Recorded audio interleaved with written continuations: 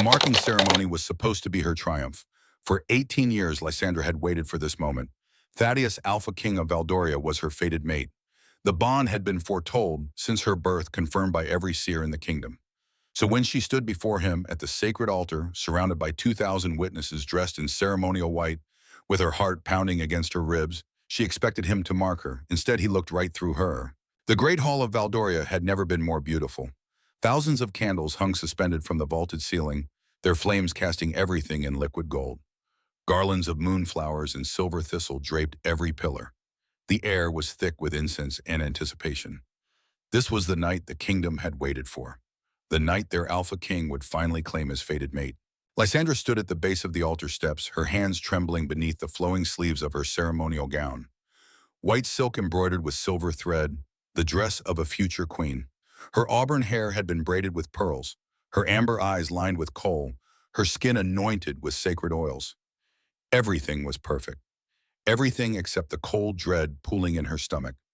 She glanced up at Thaddeus seated on his throne above her. He was magnificent. Golden-haired, broad-shouldered, with the angular features of ancient warrior kings. Every unmated woman in the realm had wept when the seers announced that Lysandra, a minor noble's daughter, was his destined bride. But in the 3 years since that announcement, Thaddeus had barely spoken to her. When their paths crossed, his blue eyes slid over her like she was furniture, like she was nothing. The high priestess raised her hands and the hall fell silent. "We gather to witness the sacred marking," she intoned. "Let Alpha King Thaddeus of Valdoria claim his fated mate as the moon has decreed." Thaddeus rose from his throne.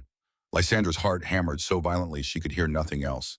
This was it, 18 years of waiting, a lifetime of loneliness about to end. She would finally belong somewhere, to someone. Thaddeus descended the steps slowly, his blue eyes fixed ahead. No, not on her. Past her. Lysandra's blood turned to ice as he walked right by her without a glance. The crowd murmured in confusion. She turned, her body moving on instinct, and watched as Thaddeus stopped in front of her cousin Seraphina. Seraphina, who was supposed to be standing as her attendant. Seraphina, whose green eyes widened in theatrical surprise. Thaddeus, Lysandra heard herself whisper, "What are you doing?" He didn't look at her, didn't acknowledge she'd spoken. "I reject the bond decreed by the seers," Thaddeus announced, his voice ringing through the hall. "I choose another. I choose Seraphina Vex as my queen and mate." The world stopped. Lysandra couldn't breathe, couldn't think. Her wolf howled inside her chest, clawing at her ribs, shrieking in agony. The rejection wasn't metaphorical. It was physical. A serrated blade dragging through her soul, severing something she'd believed was unbreakable. She watched, unable to look away, as Thaddeus tilted Seraphina's head and sank his teeth into the curve of her neck. Blood welled around his mouth. Seraphina moaned, her eyes fluttering closed in ecstasy. The marking bite, the bond that should have been Lysandra's. And Lysandra shattered. The crowd erupted. Some screamed in outrage. Others cheered. The noble houses that had resented her elevation whispered triumphantly to one another. She was never worthy, they said. The seers were wrong. Lysandra's knees buckled. She would have collapsed right there on the altar steps if a hand hadn't caught her elbow. Steady, a voice murmured. Low, male, unfamiliar. She looked up into eyes black as obsidian. The man was tall, taller than Thaddeus, with shoulders that blocked out the candlelight behind him. His hair was dark as a raven's wing, falling past his jaw in careless waves. His face was beautiful in the way a blade was beautiful, sharp, dangerous, utterly without softness. But it was his scent that made her wolf go still. Winter frost, pine trees buried under snow, something ancient and cold that shouldn't exist in a living body. "Who are you?" she breathed. "Someone who just watched you get publicly gutted," he said. His eyes swept over the chaos, over Thaddeus and Seraphina, still locked in their marking embrace, over the crowd that had already forgotten Lysandra existed, and someone who finds himself in need of a queen. Before she could respond, he released her arm and strode toward the altar. His footsteps echoed in the sudden hush that fell over the hall. "Thaddeus," his voice cracked through the space like thunder. The Alpha King finally pulled his mouth from Seraphina's neck. Blood stained his lips. His eyes blazed with fury as he recognized the intruder. "Kael," he snarled, "you dare set foot in my kingdom tonight, of all nights." Your border guards were disappointingly easy to evade. Kael stopped at the base of the steps, hands clasped behind his back, posture radiating absolute calm. "I came to witness your marking ceremony. Imagine my surprise when I saw you discard your fated mate like spoiled meat. She is none of your concern." "On the contrary," Kael turned to look at Lysandra, A rejected mate is fair claim. Ancient law, even your high priestess cannot dispute it. The high priestess went pale. He speaks the truth, your majesty. A rejected mate may be claimed by any alpha who offers protection and status. Thaddeus's face contorted with rage. You cannot have her. She's nothing. Then you won't mind if I take her. Kael extended his hand toward Lysandra. His skin was pale in the candlelight, and she could see the tendons and veins beneath strong and defined. What do you say, he asked her directly, ignoring the horrified nobility, the snarling guards, even Thaddeus himself. Come with me, or stay here and rot in your humiliation. Every eye turned to her, 2,000 witnesses who had just watched her dreams incinerate, 2,000 people who would whisper about this night for generations. Lysandra looked at Thaddeus, hoping he would stop this. Say it was a mistake, take it back. But Thaddeus had already turned away his attention, returning to Seraphina, the woman he'd chosen over destiny itself. The pain in Lysandra's chest hardened into something else, something colder, something sharper. She took Kael's hand. His skin was ice against hers. I'll go with you, she said. Kael's smile didn't reach his eyes. Then you're mine now. He pulled her toward the great doors, his grip unbreakable. Guards lunged forward, but a single look from Kael stopped them cold. His alpha presence crashed over the hall like a winter storm, freezing everyone in place. The temperature dropped 10 degrees in seconds. Breath misted in the air. Candle flames guttered and nearly died. No one moved as he led her out. The last thing Lysandra saw before the doors closed was Seraphina's triumphant smirk and her Aunt Morgana watching from the shadows with an expression Lysandra couldn't read. The carriage was waiting outside the great hall. Black as the night sky, pulled by 4 horses, whose coats shimmered like smoke. Kael handed Lysandra inside without ceremony and followed, closing the door behind them with a decisive click. The moment they were alone, his demeanor changed. The cold amusement vanished. His eyes grew distant, calculating. He sat across from her rather than beside her, and the space between them felt deliberate, like he was establishing a boundary. You have questions, he said. It wasn't a question. Lysandra's mind was still reeling. The rejection throbbed in her chest like a wound that wouldn't close. Every heartbeat hurt, but beneath the pain something sharper was rising. Anger, confusion. The desperate need to understand what had just happened to her life. Why she managed. Why would you want me? You're Valdoria's enemy. You and Thaddeus have been at war for decades. War's end. Kael's gaze drifted to the window, watching the torch-lit streets of the capital blur past. And queens are useful. You could have any queen. Any princess from any kingdom. Why take a rejected mate? A woman everyone just watched get publicly humiliated. A shadow of emotion crossed his face there and gone before she could name it. Perhaps I enjoy collecting things others have discarded. The words should have stung, but his tone was flat, matter of fact, without cruelty, like he was stating a simple truth rather than trying to wound her. Lysandra studied him in the dim carriage light. His face betrayed nothing. His scent remained that strange winter cold, utterly unreadable. Most alphas radiated heat, their emotions bleeding through their scent, whether they wanted it or not. But Kael smelled like frost and silence. What do you want from me? She asked quietly. The truth. He was silent for a long moment. I need a queen, he said finally. Thornmore has been without one for 11 years. My council grows restless. Foreign powers grow bold. A king without a mate is seen as weak. His eyes found hers. You will solve that problem, and in return you'll have everything Thaddeus denied you. A crown, a throne, the respect of an entire kingdom. He paused. What you will not have is love.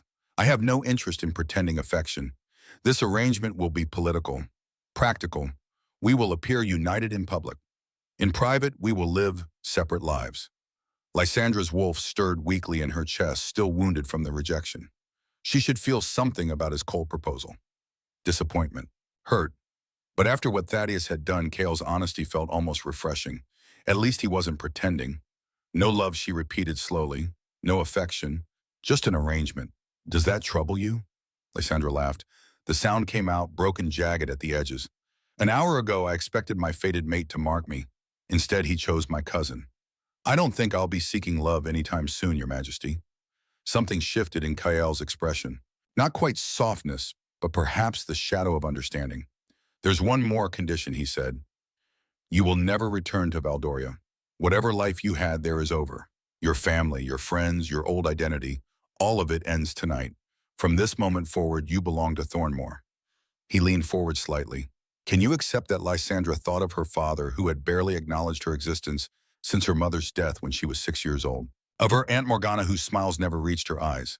Of Serafina, who had just taken everything from her? What exactly would she be leaving behind? Yes, she said. I can accept that. Kale nodded once. Good. The carriage continued through the night, carrying her away from the only home she'd ever known, toward a kingdom of enemies, toward a king who wanted nothing from her but her title. But as Lysandra settled back against the velvet seat, she noticed Kale's hands gripping his knees. His knuckles were white, and for just a moment she could have sworn she saw darkness flickering beneath his skin, like ink moving through water, like shadows with a life of their own. She blinked and it was gone. They traveled through the night and into the next day. The landscape changed around them. The rolling green hills of Valdoria's Oregon territory gave way to steeper terrain. Pine forest grew thicker, darker. Mountains rose in the distance, their peaks dusted with snow even in late summer. Lysandra slept fitfully in the carriage, waking often to find Kale sitting motionless in the same position, staring out the window like he hadn't moved at all. He didn't sleep, she realized. Not once during the entire journey. When she woke the final time, it was to unfamiliar sunlight, golden and crisp. The air that came through the window was thin and cold, carrying the scent of high altitude, of Montana. The castle of Thornmore rose before them, carved from dark stone that seemed to absorb light rather than reflect it. It perched on the edge of a cliff, with mountains rising behind it like the teeth of some great beast. Snow clung to the peaks even now in the heart of summer. It was beautiful and utterly forbidding. Welcome home, Kale said, the first words he'd spoken in hours. A woman was waiting in the courtyard when they arrived, silver-haired despite her youthful face, with eyes the pale blue of winter sky. She wore servant's clothing but carried herself like nobility. I am Celestine, she said, her voice low and melodic. The king has assigned me as your personal attendant. Attendant or guard? Lysandra asked before she could stop herself. Celestine's lips curved slightly. Not quite a smile. Both, perhaps. The king wishes to ensure your safety. Thornmore can be unwelcoming to outsiders. She led Lysandra to chambers in the eastern tower. The room was vast, easily 3 times the size of her quarters in Valdoria. Silver curtains framed tall windows, overlooking the snow-dusted mountains. The furniture was dark wood and soft furs, elegant without being ostentatious. A fire crackled in the hearth, filling the space with comfort she hadn't expected. Celestine laid out a gown on the bed, deep emerald silk trimmed with black fur, the colors of Thornmore's royal house. The contract signing is in 1 hour. Celestine continued. The king requests your presence in the council chamber. Lysandra dressed quickly, refusing assistance with the laces despite Celestine's offers. She'd dressed herself all her life. She wasn't about to become helpless now. But when she turned to face the mirror, she froze. The woman staring back at her looked like a stranger, hollow-eyed from grief and exhaustion. The rejection still pulsed in her chest, a dull ache that wouldn't fade. The ceremonial braids from last night had come undone, leaving her auburn hair tangled around her face. She looked broken. May I? Celestine asked quietly. Lysandra hesitated, then nodded. The servant's hands were gentle as she repaired Lysandra's hair, weaving it into a simple but elegant style that suited the emerald gown. She worked in silence for several minutes before speaking again. You should know something, Celestine said softly. About the king. Lysandra met her eyes in the mirror. What about him? He is not what he appears. Celestine's fingers paused. The king has not taken a queen in 11 years for reasons the court whispers about, but never speaks aloud. You are the first woman he has brought to Thornmore since. She stopped, swallowed, since the darkness began. The darkness, Celestine's pale eyes flickered toward the door, as if checking that no one was listening. He carries something inside him, something that wasn't there before. Her voice dropped to barely a whisper. Some nights the servants hear sounds from his chambers, inhuman sounds. And every year he grows colder, literally colder. The healers cannot explain it. Lysandra's blood chilled. She remembered the ice of his touch, the frost in his scent, the shadows she'd seen moving beneath his skin. Why are you telling me this? Because everyone else is too afraid to. Celestine finished the final braid and stepped back. You have walked into something you don't understand, my lady. The king did not choose you on impulse. Whatever his reasons, they are not what he claims. Her eyes held Lysandra's. Be careful. Before Lysandra could respond, a knock came at the door. The king awaits, a guard announced. The council chamber was carved from black stone, the walls lined with ancient tapestries depicting battles and coronations. A long table dominated the center, occupied by men and women whose expressions ranged from curious to openly hostile. Kale stood at the head of the table dressed in black formal attire that made him look even more severe than he had last night. His dark eyes tracked her entrance, lingering on the emerald gown for just a moment. "Lady Lysandra," he said, "please sit." She took the chair he indicated, aware of every gaze following her movements. "This is the woman." A heavy-set man with a graying beard leaned forward. "The rejected mate of Thaddeus." He said the word like it was diseased. "You expect us to accept her as queen?" "I expect you to accept whoever I choose, Lord Brennan," Kale replied calmly. "That is, after all, why you sit on my council and not on a throne of your own." Brennan's face reddened, but he fell silent. Another counselor spoke, a sharp-featured woman with silver streaks through her dark hair. "The people will question this, Your Majesty. A queen from an enemy kingdom, one who was publicly discarded. It will be seen as weakness, or worse, as mockery. Then the people will learn otherwise." Kale's voice carried an edge now. "When they see her crowned, when they see her seated beside me, when they watch her grow into the Queen Thornmore deserves." He paused, his gaze sweeping over the assembled nobles. "Unless any of you wish to challenge my decision directly?" "Silence? I thought not." Kale gestured to a servant who brought forward a document. "The marriage contract. Review it." The counselors passed the pages around, muttering among themselves. Lysandra watched them, trying to read their faces, their sense. Most smelled of suspicion and resentment. A few carried notes of curiosity. None smelled welcoming. She was reading the contract terms herself when the chamber doors crashed open. A man stormed in, young, handsome, with Kyle's dark coloring, but none of his cold composure. His eyes blazed with fury as he stalked toward the table. "Brother," he snarled, "what madness is this? You bring an enemy's cast-off into our home, into our mother's seat." Kedmon Kale's tone didn't change, but something in his posture shifted, tightened. "You weren't invited to this meeting. I don't need an invitation. I'm your heir until you produce one of your own." Kidman's lip curled as his gaze landed on Lysandra.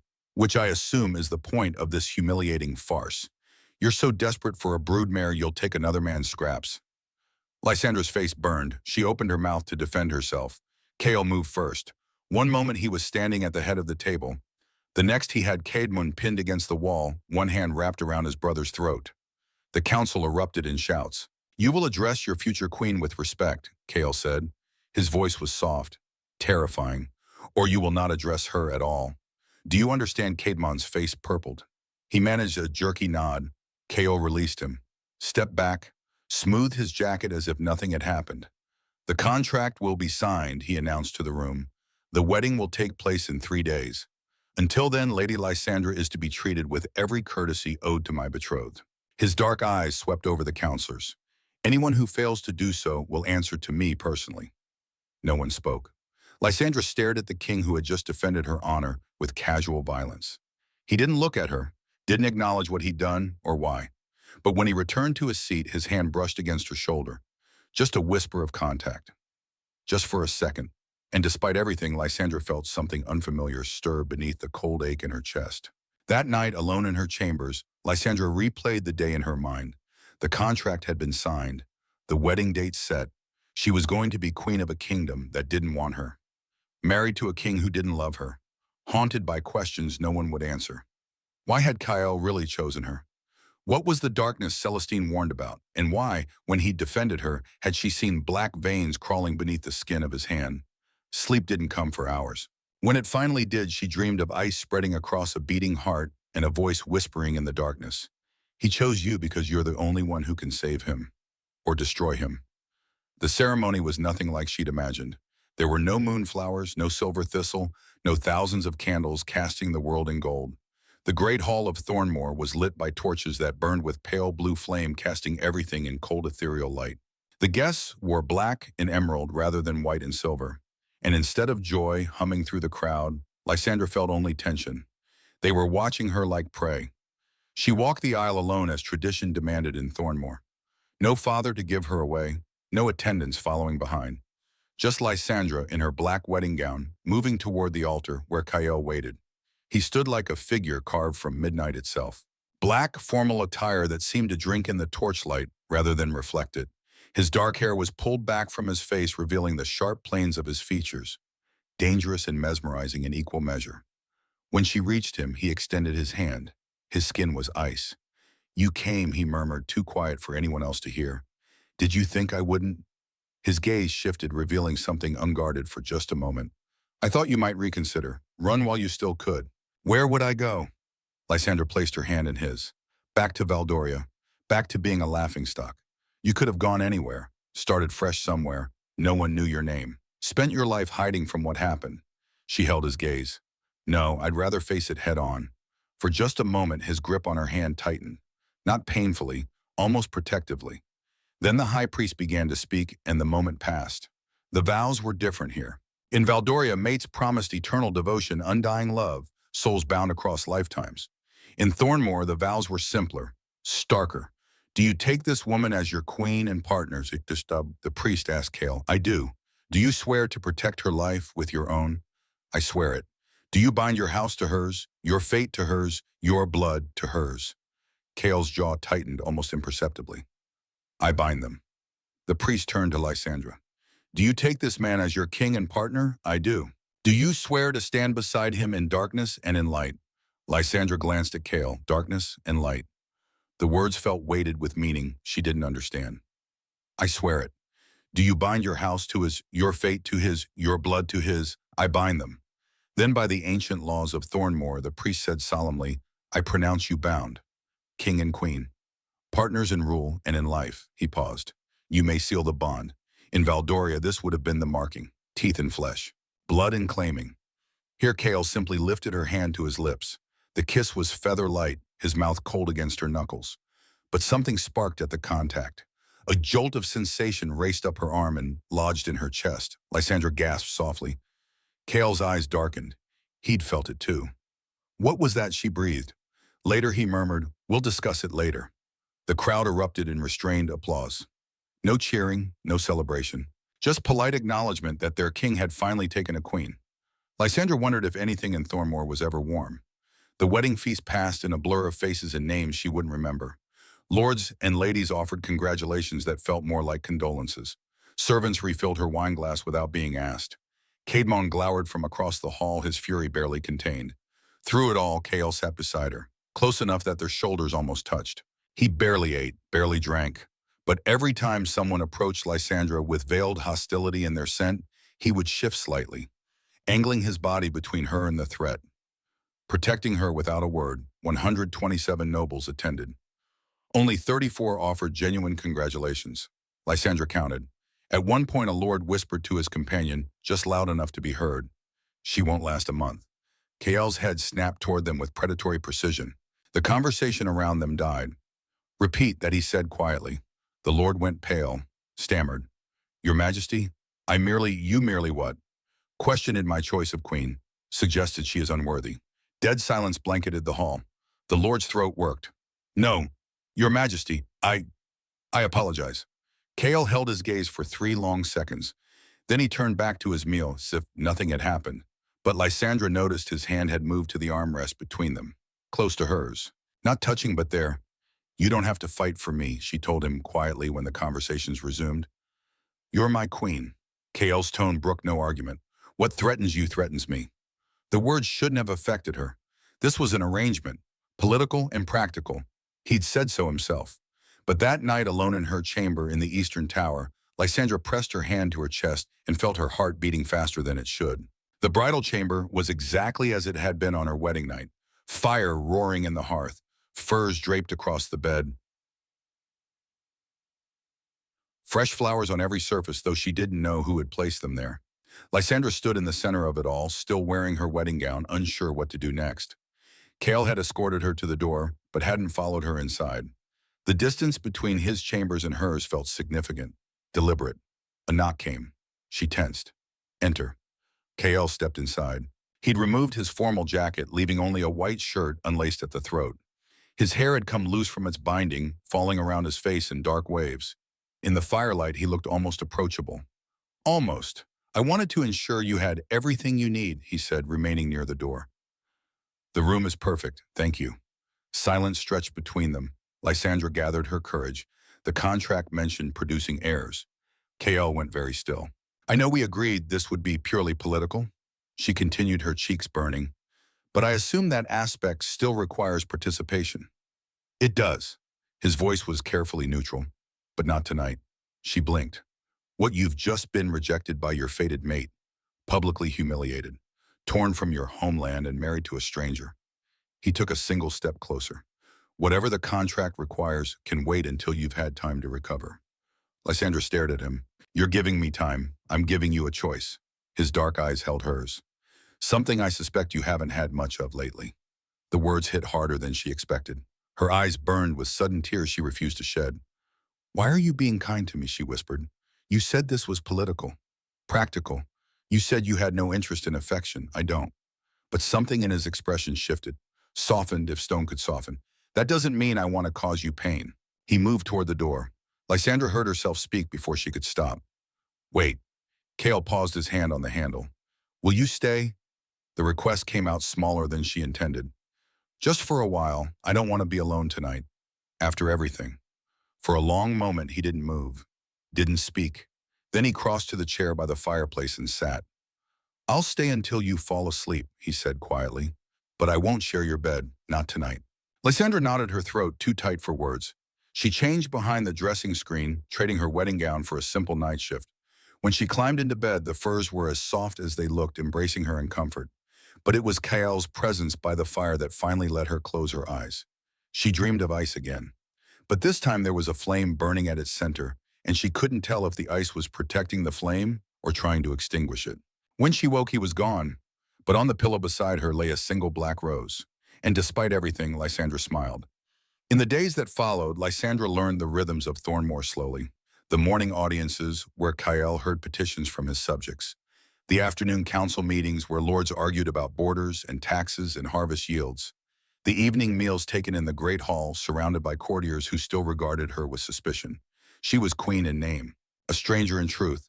But Kael made good on his promise to protect her. When Lord Brennan questioned her right to attend council meetings, suggesting that matters of state were beyond a woman's understanding, Kael cut him off with a single glacial look. My queen will attend every meeting, he said. And if you doubt her capacity to understand governance, perhaps you should reconsider your own position on this council. Brennan never questioned her presence again. When Caedmon made a snide comment about her Valdorian accent during dinner one night, calling it grating, to refined ears, Kael had him removed from the hall. His brother didn't return for 3 days. You're making enemies for my sake, Lysandra told Kael after one particularly tense council session. I had enemies long before you arrived. Kael refilled her wine glass with his own hands, a gesture that made several nobles exchange glances. A few more won't make a difference. Still, you don't have to fight my battles. You're my queen. His tone was absolute. Your enemies are mine to face. A pattern emerged. Every few nights, Kael would appear at her door. Sometimes they talked about the day's events, discussing council politics or border concerns.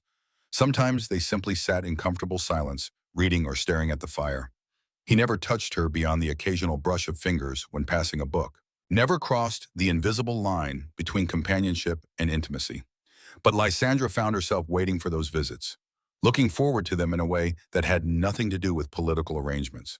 3 weeks after the wedding, everything changed. Kael burst into her chambers late one evening without his usual knock. Maps were clutched in his hand, his expression darker than she'd ever seen it. What's wrong? Lysandra set down her book immediately. Thaddeus. The name came out like a curse. He's moving troops to the eastern border.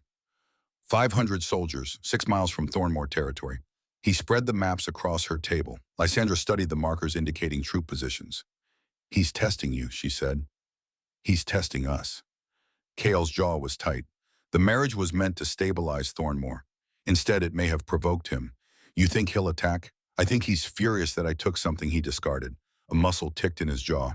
Thaddeus was always possessive about his toys, even the ones he no longer wanted. Lysandra flinched at the word toys. Kael noticed immediately. Forgive me. That was poorly phrased. No.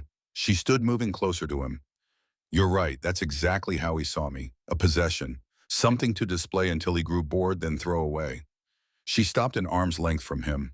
But I'm not his anymore. I'm yours. The words hung between them. Kael's eyes darkened. You're not a possession, Lysandra. Not to anyone. Least of all to me. Then what am I to you? He didn't answer. But his hand rose slowly, hovering near her cheek without quite touching. May I? He asked, his voice rough. Lysandra's breath caught. Yes. His palm cupped her face. Cold. so cold, but gentle in a way that made her shiver. You asked once why I chose you, he murmured. At the ceremony, when Thaddeus rejected you, his thumb traced her cheekbone.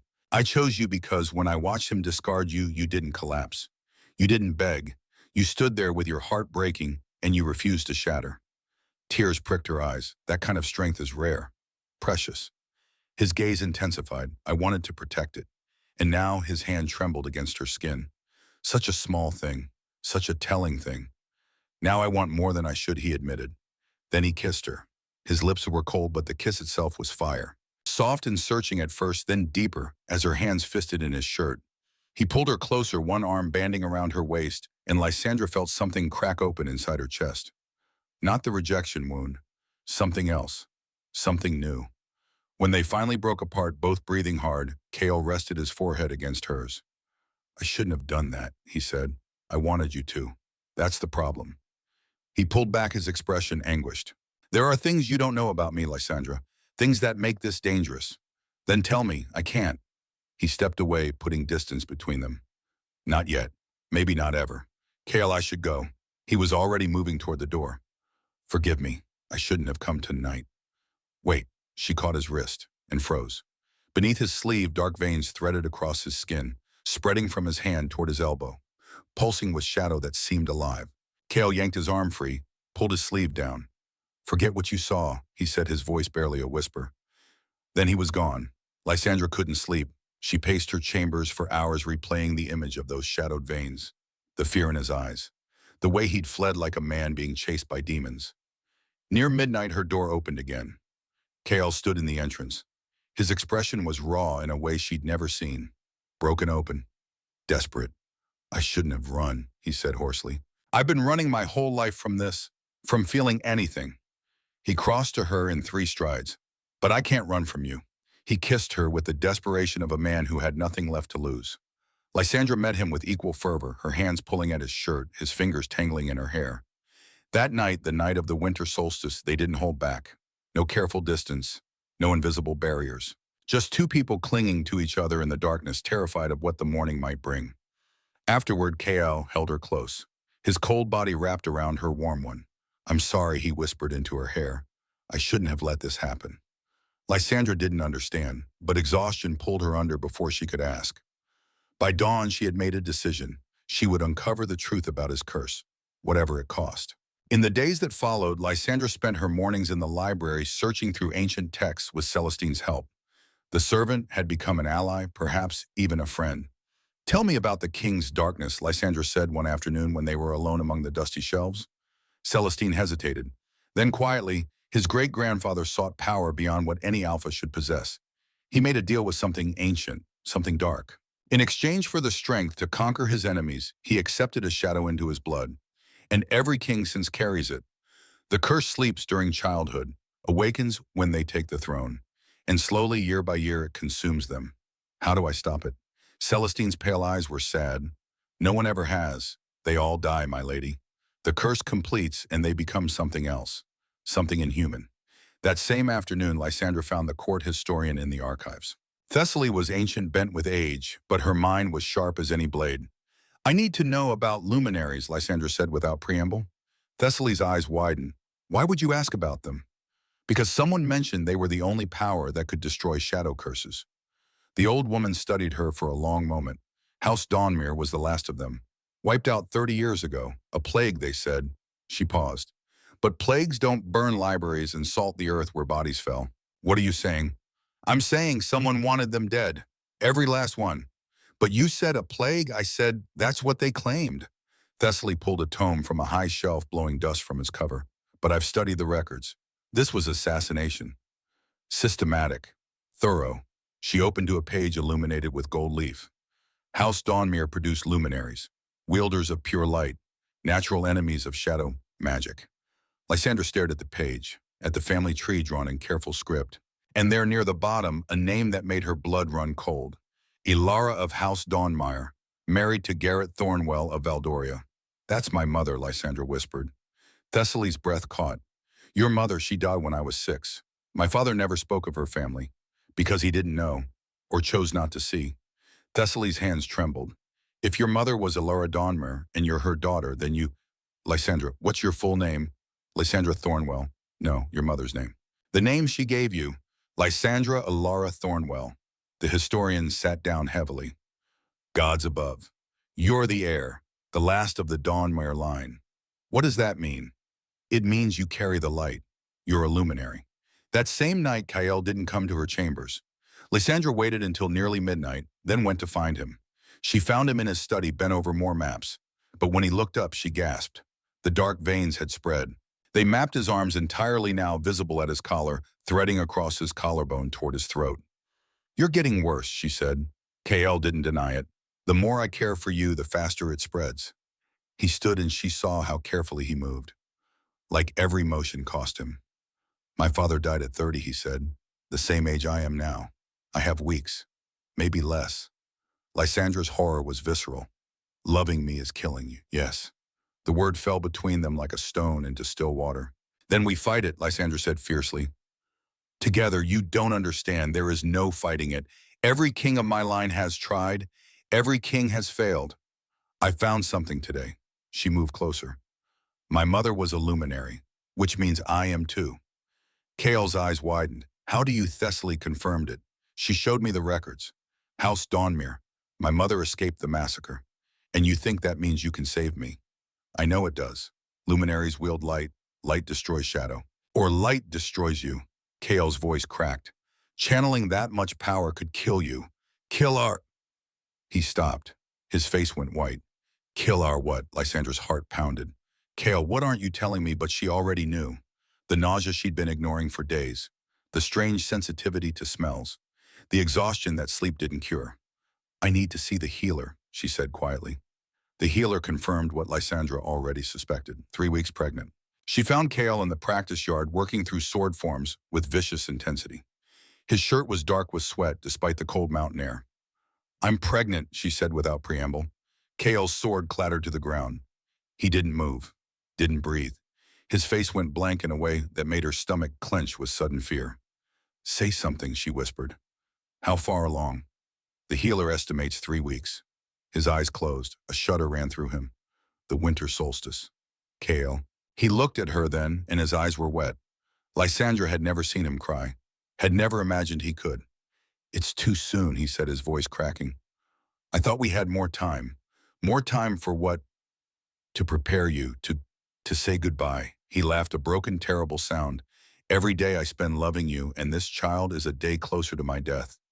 Then we fight. Lysandra closed the distance between them. We perform the ritual. I channel light into you and burn out the curse. And if it kills you, kills both of you, then you live. Her hands found his face. You live, Kael, and you raise our child, and you tell them that their mother loved them enough to fight for their father. Tears tracked down his face. I can't lose you. Not now, not when I finally... He fell to his knees before her. His forehead pressed against her belly. His shoulders shook with silent sobs. Lysandra held him, her fingers threaded through his dark hair, her own tears falling onto his bowed head. I can't lose you, he choked out. Not when I finally found... He stopped. His body went rigid. Kael. Lysandra's heart lurched. Kael, what's wrong? He didn't answer. His hands gripped her hips.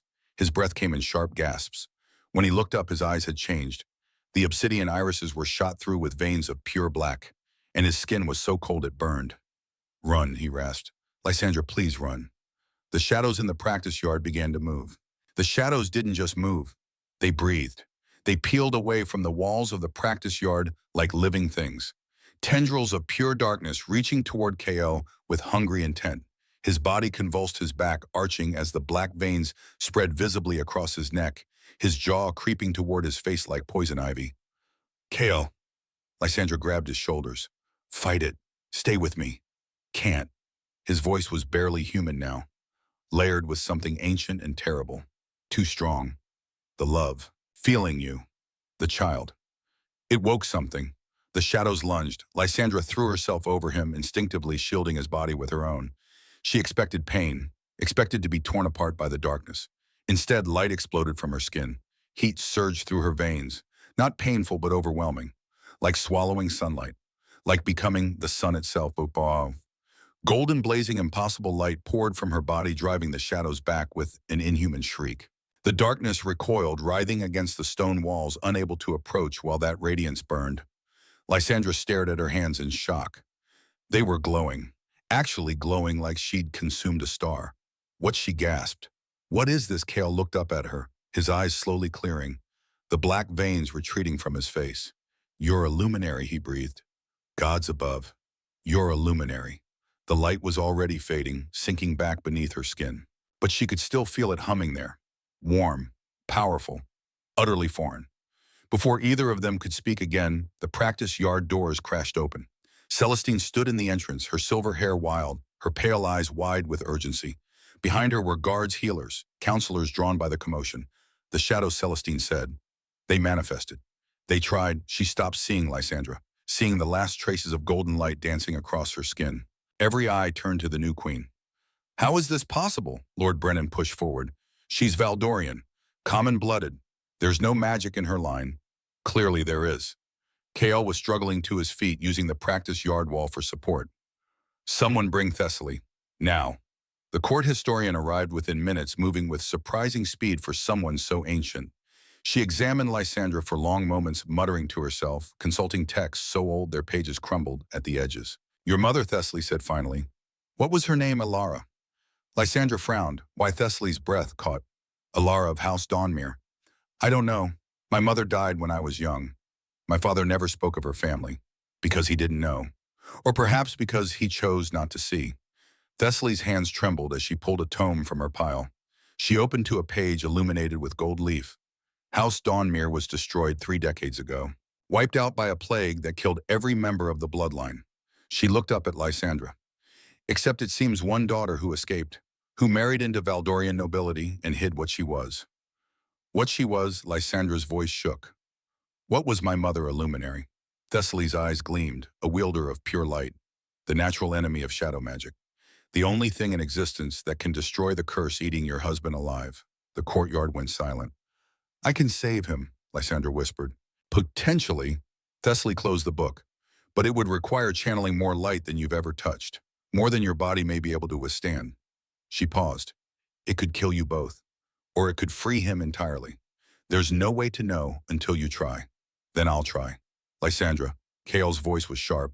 No, I won't let you risk yourself, risk our child, and I won't watch you die slowly while I do nothing. She gripped his hands, ignoring their cold. You chose me because I don't shatter. Remember, this is me refusing to shatter.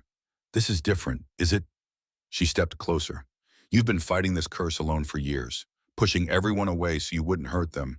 But I'm not everyone. Her hands moved to his face. I'm your wife, your queen, the mother of your child. And I'm telling you that we face this together or not at all. Tears gathered in his dark eyes. I can't lose you. Then don't. She kissed him softly. Trust me instead. They prepared the ritual for midnight. The great hall was cleared of furniture. Protective circles drawn in salt and silver on the stone floor. Counselors and servants were evacuated to safe distances. Only Celestine remained standing guard at the doors. Lysandra stood in the center of the circle, Kale facing her. The black veins had spread further in the hours since his collapse. They covered his arms completely now, threading across his collarbone toward his throat like infection racing through bloodstream. His skin was colder than ever. When he breathed, frost formed in the air. If this doesn't work, he said quietly, I want you to know, don't. She pressed her finger to his lips. Tell me after, when you're healed, when we're both alive to hear it. He caught her hand, kissed her palm. Relentless woman. Impossible king. Thessaly began the incantation. Ancient words filled the hall, resonating in Lysandra's bones. She felt the light stirring inside her, responding to the call. It rose like a tide, warm and golden, pushing against the boundaries of her skin. Focus on the Tanden, Thessaly instructed. The connection between you. Let the light follow that path into him. Lysandra closed her eyes. Reached for the thread that connected her to Kyle. It was there, fragile but real. Not a manufactured bond like what she'd believed she had with Thaddeus. Something different. Something they'd built themselves. Choice by choice. Moment by moment. She poured her light into it. Kale gasped. His body arched backward as golden radiance flooded through their connection, racing along the bond toward the darkness inside him. The shadows fought back. They erupted from his chest in a wave of pure black, slamming against Lysandra's light with vicious force. She staggered but held firm, feeding more power into the connection. The light and dark crashed against each other like warring armies. The temperature in the hall plummeted. Ice formed on the windows. The torches guttered and died, leaving only Lysandra's golden glow to illuminate the space. And then a voice cut through the chaos. Enough. The words shattered Lysandra's concentration. Her light flickered. The shadow surged. She spun toward the source of the voice. A woman stood at the edge of the circle, tall, elegant, with auburn hair streaked with gray and eyes that Lysandra would have recognized anywhere. Aunt Morgana, she gasped. Morgana stepped over the salt circle like it was nothing. The protective barrier should have stopped her. It was designed to repel shadow entities, not humans who'd bound themselves willingly to darkness. Morgana wore flesh. The circle couldn't see what lurked beneath. You shouldn't have interfered, child, Morgana said. Her voice carried that familiar sweetness, underlaid with something Lysandra had never noticed before. Something cold. You were supposed to complete the curse, not break it. What are you talking about? Lysandra's light flickered uncertainly. What curse? What do you have to do with any of this? Everything, Morgana smiled, and it was not the smile of an aunt. It was the smile of a predator. Who do you think arranged your fated bond with Thaddeus in the first place? The words hit like physical blows. The seers. Lysandra started. Were paid handsomely. Morgana circled the ritual space slowly, her elegant gown trailing behind her. There was never a true bond between you and Thaddeus. I manufactured it. Bribed the seers to declare you fated mates when you were just an infant. Lysandra's hand flew to her chest, to the place where the rejection had ached for months. The pain I felt when Thaddeus rejected me. It was real, I felt it. Oh, the pain was real, Morgana said dismissively. But it wasn't from a broken mate bond. It was from your own belief, your own shame. You expected the bond to hurt, so it did. Her smile turned cruel. The mind is a powerful thing, especially when it's been manipulated since infancy. Horror crashed over Lysandra like a wave. Why, she demanded. Why would you do this? Because I needed you here. Morgana's gaze shifted to Kael, who was on his knees, the shadow still writhing beneath his skin. I needed you bound to the last Shadowborn king, your love accelerating his curse, your devotion feeding the darkness until it consumed him completely. She laughed softly. Love is such a useful tool. It makes people so delightfully stupid. Lysandra's mind raced. The rejection. Thaddeus choosing Seraphina instead of me. All arranged, Seraphina was easy to manipulate. Morgana examined her fingernails. Promise a girl a crown and she'll do anything. She stopped directly in front of Lysandra. I knew you wouldn't stay in Valdoria after being publicly humiliated. I knew you'd accept any escape offered, and I knew Kael would offer. Her smile sharpened. He's been watching you for years, you know. The sad little princess with no mother and a father who despised her. He thought he was being clever attending the ceremony to steal Thaddeus's rejected mate. He didn't realize I'd been counting on exactly that. You manipulated everyone. The horror of it crashed over Lysandra. My whole life, everything that's happened to me. You orchestrated all of it, not all. Morgana's expression flickered with something like frustration. Your mother was supposed to die before she could pass her power to you. But Alara was stubborn. She hid her nature even from me, her own sister-in-law. I didn't realize you'd inherited the luminary gift until tonight. Sister-in-law. A chill swept through Lysandra's veins. You married my father's brother. I married into your family specifically to find Alara. To end the Thornmore bloodline once and for all. Morgana's eyes glittered with ancient malice. I've been hunting luminaries for centuries, child. One by one, I've extinguished every light that could threaten my master's plans. Your master. The shadow itself. Morgana's voice dropped to a reverent whisper. The entity that Kael's great-grandfather invited into his bloodline. It promised power to his house, but its true goal was always to find a vessel strong enough to contain it fully, to be reborn into flesh. She looked at Kael with something like hunger. 5 generations of Shadowborn kings, each one bringing it closer to manifestation. And Kael is the final vessel. When the curse completes, the shadow will consume him entirely and walk the world in his body. Kael made a strangled sound. The veins on his neck pulsed violently. You used me, Lysandra breathed. Used my love to accelerate his curse, to speed up this possession. Your love is doing exactly what I needed. Morgana reached out to touch Lysandra's face. Such a good girl. Such a perfect pawn. Lysandra slapped her hand away. I'm no one's pawn. The light inside her flared, brighter than before. hot enough that Morgana stumbled backwards, shielding her eyes. Not anymore, Lysandra said. Morgana's eyes narrowed. You think your little spark can stop what's been building for 5 generations? The shadow is ancient, eternal. Your light is nothing compared. My light isn't alone. Lysandra grabbed Kale's hand. The connection between them blazed to life. Not just the bond they'd built, but something deeper. The life growing inside her. Their child. A fusion of shadow and light that should have been impossible. Power exploded outward. Morgana screamed, thrown backward by the radiance. The shadows inside Kael shrieked in answer, fighting against the golden tide. But it was different now. The light wasn't just attacking the darkness. It was merging with it, transforming it.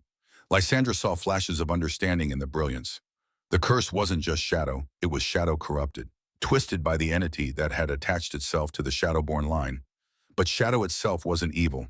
It was simply the other half of light, the balance that made existence whole. The entity had broken that balance. She could restore it. Kael, she shouted over the roaring power. Don't fight the shadow, accept it. It's part of you, not the monster wearing its face. His eyes met hers through the chaos.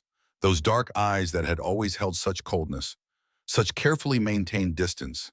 But now she saw what that coldness truly was. Not absence of feeling, fear of feeling, terror that every emotion would bring him closer to destruction. I don't know how, he gasped. Yes, you do, she gripped his hand tighter. You've been fighting yourself your whole life. Stop fighting, stop being afraid. Tears streamed down her face. Let me in, all the way. Trust that I can hold both parts of you. Something broke behind his eyes. The last wall, the final barrier he'd kept between himself and everyone who'd ever tried to love him. He stopped fighting. The shadow and light collided inside him, not destroying each other, intertwining. The corruption that had twisted the darkness for 5 generations burned away in golden flames, leaving only pure shadow behind. And that shadow embraced the light like a long-lost twin. They merged. The entity that had corrupted his bloodline for 5 generations shrieked as it was torn from its host. It manifested in the air above them. A writhing mass of pure malevolence, formless and furious. A thing that had existed before the world had shape. A hunger that knew only consumption. Morgana scrambled to her feet. No, master. Take me instead. Let me be your vessel. The entity turned toward her. For one terrible moment, Lysandra thought it would accept, would pour itself into Morgana and continue its centuries-long quest for flesh. Then Kael raised his hand. Shadow and light danced across his palm in perfect harmony. No longer corrupted, no longer at war, simply balanced. Darkness and radiance existing as one, the way they had at the beginning of all things. You are never welcome here, he said. His voice resonated with power, both dark and bright. This ends now. He closed his fist. The entity shattered. Its death scream echoed through the hall, through the castle, through the very foundations of Thornmore. The sound was the death of stars, the silence after the last breath, the end of an age of corruption. Morgana collapsed, her borrowed centuries catching up with her all at once. Her skin withered, her hair turned white as bone. Within moments, only dust remained where she had stood. Silence fell. Lysandra's legs gave out. Kael caught her before she hit the ground, pulling her against his chest. His arms wrapped around her, and for the first time since she'd known him, his skin was warm. You're warm, she sobbed. Kael, you're warm. I know. His voice splintered. I can feel it. I can feel everything. He pulled back to look at her, and his eyes were clear. No black veins, no creeping shadow, just him. Just the man beneath the curse. You saved me. We saved each other. He kissed her, not the cold, careful kisses they had shared before. This was fire and sunlight and everything they'd both been too afraid to feel. His hands cupped her face, her fingers tangled in his hair, and neither of them cared that they were kneeling in the wreckage of a ritual circle while half the castle pounded on the sealed doors. When they finally broke apart, Kael pressed his forehead to hers. I love you, he said. I should have told you before. I was afraid saying it would kill me. He laughed, the sound bright and unfamiliar and wonderful. And now I'm afraid not saying it would kill me faster. His hand moved to her belly. I love you, Lysandra. I love our child. I love the life we're going to build together. Even though I'm stubborn, especially because you're stubborn. He kissed her again, softer this time. Stubborn enough to save a man who'd convinced himself he couldn't be saved. The doors burst open. Counselors and guards flooded in, weapons drawn ready for battle. They stopped at the sight before them. their king glowing faintly with balanced shadow and light, their queen radiant with power she was only beginning to understand. The ritual circle scorched into the stone floor, and a pile of dust where something ancient and evil had finally died. Lord Brennan was the first to kneel. Your Majesties. One by one the others followed. 2 weeks later, a messenger arrived from Valdoria. Lysandra was in the council chamber when the herald was announced. She'd taken to attending every meeting, learning the intricacies of governance, proving her worth to the nobles who had doubted her. Her hand rested on her belly, where a small bump was just beginning to show. Kael sat beside her, his fingers intertwined with hers on the armrest between their chairs. The black veins were gone completely. His skin held a healthy warmth. He smiled more easily now, laughed more freely. The curse's absence had transformed him. Your Majesties, the herald said, bowing low. King Thaddeus of Valdoria requests an audience. He comes to sue for peace. The council chamber erupted in mutters. Some councillors demanded they refuse. Others argued for caution. Kael looked at Lysandra. What say you, my queen? Let him come, she said clearly.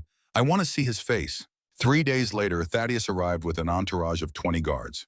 They were led into the throne room where Kael and Lysandra waited.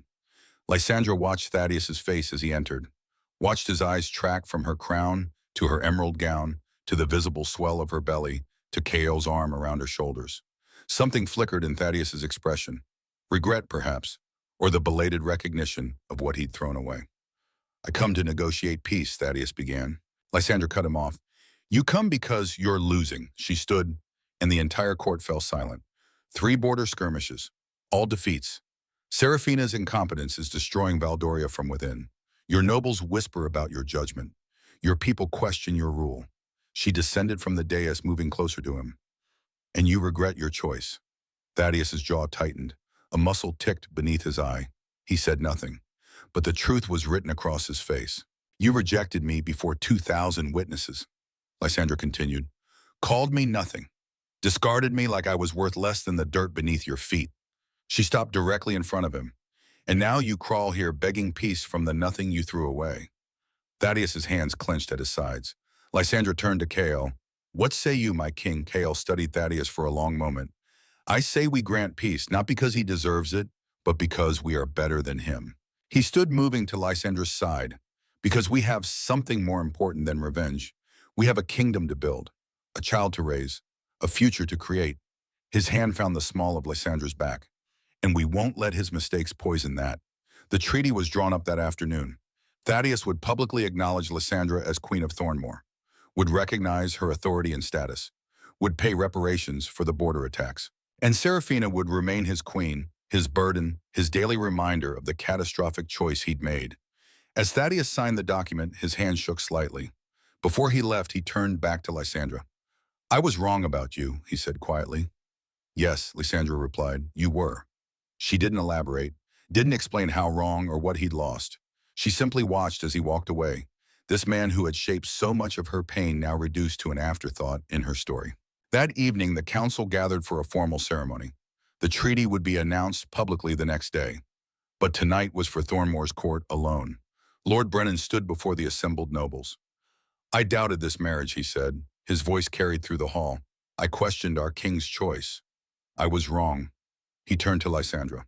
Queen Lysandra saved our king from a curse that has plagued our kingdom for 5 generations. She faced down an ancient evil and emerged victorious. She has proven herself worthy of the crown she wears. He knelt. She has my loyalty, now and always. One by one, the other nobles followed, all 127 of them, even those who had whispered against her, even those who had called her nothing. When Caedmon approached, he knelt like the others, but then he looked up at her, and his expression was sincere. I was cruel to you, he said, unforgivably so. You're the best thing that ever happened to my brother. And I was too blind to see it. He paused. Forgive me. You're forgiven, Lysandra said. We're family now, she helped him to his feet. And family doesn't keep tallies. 6 months later, the gardens of Thornmore had never been so beautiful. Spring had come early that year. Flowers bloomed that hadn't been seen in decades. The servants whispered that the king's curse had kept the land cold, and now that it was broken, life was returning. Lysandra sat beneath a flowering tree, her daughter cradled in her arms. The birth had been difficult but quick. Thessaly had been astonished when she first examined the infant. She carries both, the historian had breathed, shadow and light. perfectly balanced. She's the first of her kind, and we don't yet know what that will mean when her power wakes. They'd named her Isolde, a new name for a new beginning. The baby had Kael's dark hair and Lysandra's amber eyes. But when she slept, faint shadows danced across her skin chased by flickers of golden light, a living embodiment of the balance her parents had fought to achieve. There you are. Lysandra looked up as Kael approached. His formal jacket was discarded, his shirt sleeves rolled to his elbows. He looked younger now, lighter. The permanent furrow between his brows had smoothed, and he smiled freely in ways that still made her heart skip. "Council meeting finished," she asked. "Early for once." He sat beside her, his arm coming around her shoulders. "Lord Brennan actually agreed with something I proposed. I think he's been replaced by a changeling." Lysandra laughed. "Perhaps he's simply adjusting to the new Thornmore." "Perhaps." Kael leaned over to kiss his oldest tiny forehead. "How is my fierce little shadow fed and changed and completely unimpressed?" "By her father's political achievements, as she should be. Politics are boring." He settled back against the tree, pulling Lysandra closer. "This is what matters. You, her, us." They sat in comfortable silence watching the sunlight dance through the leaves. So much had changed in the past year. Thaddeus had kept to the terms of the treaty. Valdoria remained stable, though rumors said the king grew more withdrawn with each passing month, that he spent hours staring at the portrait of Lysandra that still hung in the eastern wing, that he'd removed Seraphina from most royal duties after she'd insulted a foreign dignitary. Caedmon had become Lysandra's staunchest defender in council. He'd never apologized again after that first time, but his actions spoke louder than words. When nobles questioned her decisions, Caedmon was first to back her judgment. Celestine had confessed that she'd been ordered to watch Lysandra closely those first weeks, to report any signs of luminary power. But she'd grown to care for her charge, and when the truth came out, she'd chosen Lysandra's side over ancient orders. And Thornmore itself had changed. The land was warmer. The people smiled more easily. Children played in courtyards that had been silent for a generation. The shadow that had hung over the kingdom for 5 generations had finally lifted. "Do you ever regret it?" Kael asked quietly. "Coming with me that night, leaving everything behind for a stranger who offered you nothing but cold practicality." Lysandra shifted to face him. "You offered me more than that. You offered me a choice, the first real choice anyone had given me in my entire life." She touched his face, marveling as always at the warmth of his skin. "And I chose well, even though I was dying, even though I pushed you away at every turn. Even then," she kissed him softly, "you were worth fighting for, Kael. You still are." His arms tightened around her. "I don't deserve you." "Probably not," she grinned. "But you're stuck with me now. Ancient law. A claimed queen cannot be returned." He laughed, the sound echoing through the garden. "Is that so?" "Absolutely. I read it in a very old book." Thessaly confirmed it. "Well, if she confirmed it, it must be true." Isolde stirred between them, making a small sound of complaint at being jostled. They both stilled, immediately watching with bated breath as she settled back into sleep. "She has your stubbornness," Kael whispered, "and your dramatic timing, a dangerous combination. The best kind." They sat together as the afternoon light warmed the gardens of Thornmore, the kingdom that had been cold for so long, the king who had been frozen even longer, and the rejected mate who had turned out to be exactly what they both needed. Lysandra thought of that terrible night at the marking ceremony, the moment Thaddeus had walked past her, the shattering pain of rejection, the 2,000 witnesses who had watched her dreams incinerate.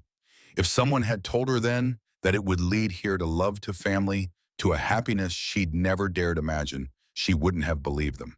But that was the thing about fate. Sometimes the path that seemed like destruction was actually leading somewhere better. Sometimes the rejection was a redirection. Sometimes the enemy's hand was the one that saved you. And sometimes, if you were very lucky, the cold king who claimed you as a political convenience turned out to be your true home all along. "I love you," Lysandra murmured against Kael's shoulder. "I know." He pressed a kiss to her hair. "I love you too. Always." Above them, the shadows of leaves danced with the sunlight, intertwined and inseparable. Darkness and light in perfect balance. Just as it should be. Though sometimes late at night when Isolde slept, Lysandra would see faint shadows flicker across the nursery walls, not malevolent but watching. A reminder that balance required vigilance. That the peace they'd won was not an ending but a beginning, and she was ready.